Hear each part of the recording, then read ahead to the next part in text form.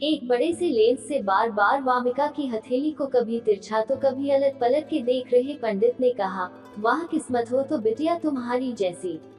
अरे बताओ ना पंडित जी, ऐसी क्या किस्मत है वामू की? ये पूछना था आशीष का, जो वामिका को प्यार से वामू कहता और वामिका उससे आशु। मेले में अपना भविष्य जानने की जिज्ञासा में वामिका ने उत्साह में आशु से कहा कि चल अपना फ्यूचर देखते हैं। वामिका बैंक में पीओ बन चुकी थी तो आशीष का अभी तक कुछ करने का इरादा था नहीं। किसी का बंधुआ मजदूर बनना उसे गवारा नहीं था। बिजनेस के लिए माइंड मेकअप था नहीं और स्टार्टअप के लिए उसके पास कोई आइडिया नहीं था। बस उसके पास था तो ये कि अभी वह वामिका के इश्क में पूरी तरह डूबा हुआ था। अब आप कहेंगे कि इन दोनों के आखिर इश्क की गाड़ी चला कौन रहा था, तो वामिका इसके लिए काफी थी। वो ही ले दे के अब तक आशु का खर्चा उठा रही थी।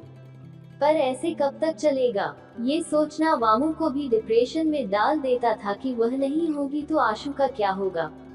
दोनों के प्यार की कहानी भी बड़ी मजेदार थी। एक दिन आशीष बैंक में कुछ अमाउंट डिपॉजिट करने आया। उसके पेरेंट का अकाउंट उसी बैंक में था जहां वामू काम करती थी। डिपॉजिट सेक्शन में लाइन काफी लंबी थी और आशु का नंबर घंटा भर में आता। आशु ने जल्दी से एक नोट लिखा और वहां काम कर रहे स्टाफ से कहा कि यह उस केबिन में दे दो। वामिका उस सेक्शन में थी, उसे नोट मिला। नोट पर लिखा था ओपन विद स्माइल। वामिका की सच में स्माइल निकल गई, क्योंकि ट्रक पर लिखी देखो मगर प्यार से वाली लाइन पढ़ते हुए भी वह खूब हंस जाती थी। अंदर लिखा था कि आपको देखते ही होश खो बैठा हूँ, काश आज लाइन और लंबी होती। ये पढ़ते ही जैसे उसने देखना चाहा कि कौन है। फिर आशीष ने हाथ ऊपर कर लिया। वामिका ने अपने बराबर वाले सेक्शन में बैठे कलीग से कहा कि प्लीज क्या आप उसका, आशीष की तरफ इशारा करते हुए, डिपॉजिट कर देंगे, वह जान पहचान का है। असल में वामिका चाहती थी कि ऐसे छिछोरा जितनी जल्दी हो सके चला जाए। बस इतना कहना था वामिका का कि उसके कलीग ने तुरंत ही आशीष को बुलाकर उसका डिपॉजिट कर लिया। आशीष को तो यही चाहिए था कि उसका नंबर जल्दी आ जाए और वह इतनी लंबी लाइन में से खड़ा होने से बच सके। आशीष का काम हो चुका था और फिर वह वामिका की तरफ स्माइल करता हुआ बैंक से बाहर निकल गया। अब तो जब भी आशीष को बैंक का काम होता तो वह वामिका का रिश्तेदार हूँ कहकर काम करवा लिया करता। ये बात वामिका को अब तक पता नहीं थी और जब पता चली तो उसने भी अपने रिश्तेदार से मिलना चाहा। अगले दिन आशीष फिर किसी काम से बैंक आया। तभी वामिका के कलीग ने इशारा किया कि यही है आपका रिश्तेदार। बस वामिका उसे देखकर हंस पड़ी और इस बार उसके हाथ में एक नोट थमाकर काम करने बैठ गई। उस नोट पर लिखा था hello my relative, meet outside at 6 PM। ये नोट देखकर आशीष का मुंह खुला का खुला रह गया और वह वामिका को देखकर मुस्कुराकर निकल गया। वामिका को गेट के बाहर इंतजार करना पड़ा। तय समय से 10 मिनट बाद आशीष अपनी बुलेट से आया। वामिका ने उसे देखा और बगल के CCD कैफे में चली गई और ग्लास वॉल से उसे इशारा किया। आशीष उसके सामने था। वेटर 2 हॉट चॉकलेट कॉफी और लावा केक का ऑर्डर नोट कर चला गया। हेलो रिलेटिव, मैं Wamiqa, your name, Ashish this side. Introduction round बस इतना ही चला और दोनों हंसते हुए कैफे से बाहर निकले थे। आशीष अब आशु था और वामिका इस कॉफी के बाद से वामू। आशु ने कहा मैं ड्रॉप कर देता हूँ, इस बहाने रिलेटिव के घर का एड्रेस भी मिल जाएगा और फिर दोनों हंस पड़े। उस दिन रात भर दोनों एक दूसरे के साथ चैटिंग करते रहे। जैसे स्कूल या कॉलेज में स्लैम बुक का ट्रेंड होता था, ठीक वैसा ही वामू उससे पूछने लगी। फेवरेट कलर, क्यूजीन, स्पोर्ट्स तक तो ठीक था। फिर वामू ने आशु से उसके क्रश के बारे में पूछा। आशु उसे बताता गया और ऐसे करते करते दोनों हर दिन मिलने लगे। हालात ये हो गए कि वामू को हमेशा आशु के लिए सपने आने लगे। बैंक में अक्सर अमानत को ठीक से चेक न कर पाने में 1000-2000 मिसिंग दिखने लगा। ये लगभग हर महीने होने लगा। ऐसे में उसे पैसे अपनी सैलरी से भरने पड़ते। बैंक मैनेजर से वामिका को नोटिस मिलने लगे, वो अलग। ये बात शाम को उसने आशु को भी बताई कि काम में मन न लगने से काफी पैसा मेरी सैलरी से कट हो जाएगा, क्योंकि लोग मुझे उलझा हुआ देखकर डिपॉजिट देते कम हैं और स्लिप पर भरते ज्यादा हैं। आशु ने कहा तुम काम पर ध्यान लगाओ वामू, अब तक तुम हमेशा मन लगाकर काम करती थी और फिर मैं कहाँ भागे जा रहा हूँ। हम दोनों तो हमेशा के लिए एक होंगे ही, बस घर में मम्मी पापा को समय देखकर बताऊंगा। फिर आशु ने कहा कि वामू अपने बैंक में हम दोनों का जॉइंट अकाउंट खोलो, जिसमें तुम हर महीने उसमें 1000 रुपए डालो और मैं भी 1000 रुपए डालूंगा। ऐसा करके हम पैसा जोड़ सकेंगे अपने फ्यूचर के लिए। Wow, what an idea sir ji, कहकर वामू ने आशु को चूम लिया। लेकिन वेट, तुम्हें यह मस्त आइडिया आया कहाँ से? दरअसल आशु को यह आइडिया सोशल मीडिया से मिला, जहां उसने कुछ समय पहले ट्विटर पर वायरल मैसेज को देखा। मैसेज था हार्ट ब्रेक इंश्योरेंस फंड। धोखा खाने के बाद भी गर्लफ्रेंड से मिले 25,000 रुपए।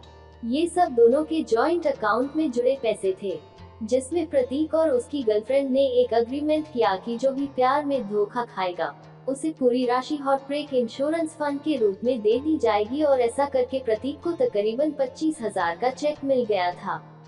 आशु ने ये पूरा माजरा वामू को बताया और कहा कि इसलिए मुझे यह आइडिया आया।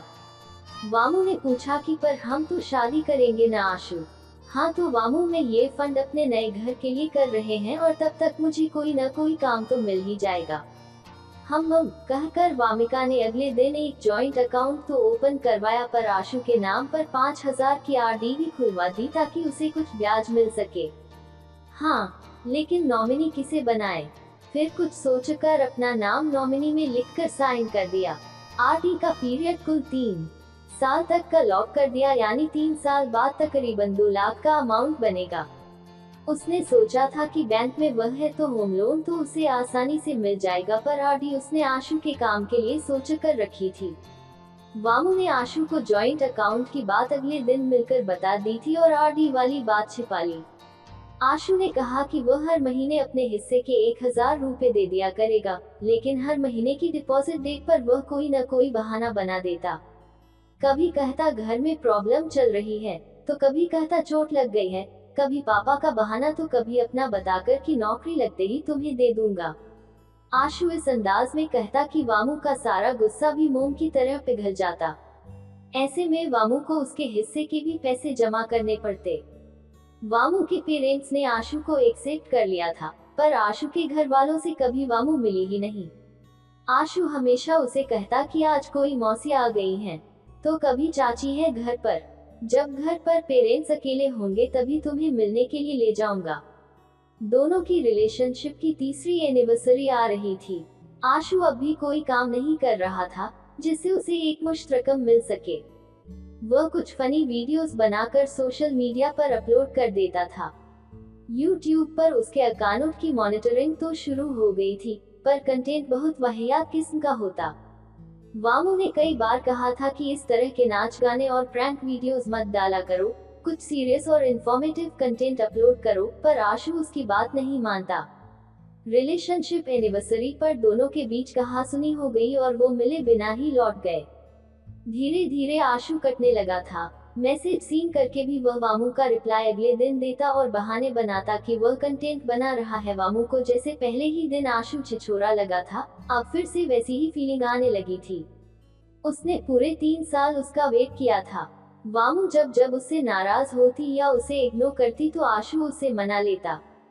कभी उसके बैंक में जाकर उसे सरप्राइज करता, तो कभी उसके घर के नीचे आकर घुटने के बल बैठकर शाहरुख पोज बनाता।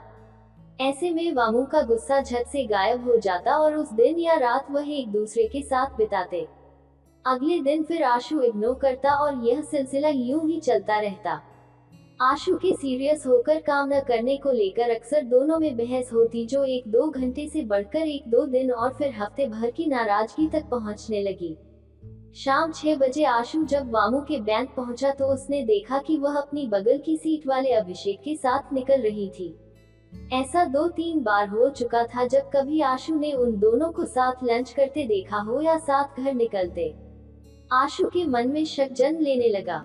आज भी बात न हो पाने के कारण वामू काफी उदास थी, क्योंकि आशु उसे बर्थडे विश करना भूल गया था। वामू को बार बार लग रहा था कि आशु उसे लेकर सीरियस नहीं है और न ही पेरेंट्स से बात करेगा। बस यही सोचकर उसे लगा कि उसके 3 साल आशु की एक रील की तरह निकले। वामू को उसने अब तक अपने दोस्तों से भी नहीं मिलवाया था।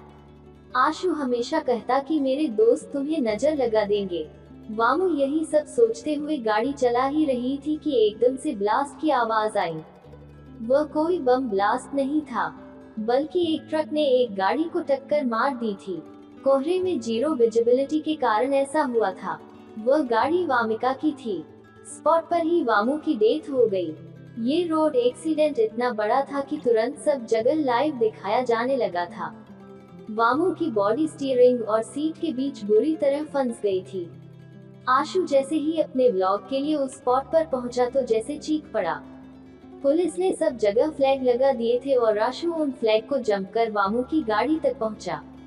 वामू वामू कर वह उसे देख तड़पता रहा। उसी ने वामू के ऑफिस और घर वालों को बुलाया। कब वामू को गाड़ी से निकाला गया और शमशान घाट ले जाया गया, आशु को कुछ होश नहीं था। आज 5वां दिन था जब आशु वामू के घर पर ही था। वह वामू के कमरे में उसकी चीजों को देख रहा था कि तभी एक मैसेज का नोटिफिकेशन टन की आवाज करते हुए आशु के मोबाइल पर फ्लैश हुआ। मैसेज था, 2 lakh credited to this account. उसी समय वामू के घर उसका कलीग अभिषेक आया और कहा कि उसने वामू के अकाउंट्स की फॉर्मेलिटी पूरी करवा दी है और आशु के नाम का आरडी अकाउंट का अमाउंट भी क्लियर हो गया है। अभिषेक ने आशु को वामू के उस प्लान के बारे में भी बताया कि कैसे वह आशु के इंस्टा अकाउंट पर बैंकिंग क्वेरी से रिलेटेड इंफॉर्मेटिव रील्स बनाने की प्लानिंग कर रही थी, जिससे आम लोगों को मदद मिले। अभिषेक ने बताया कि इस काम के लिए उन दोनों ने काफी तैयारी की थी और करीब 40-50 रील्स का टॉपिक भी फाइनल कर लिया था।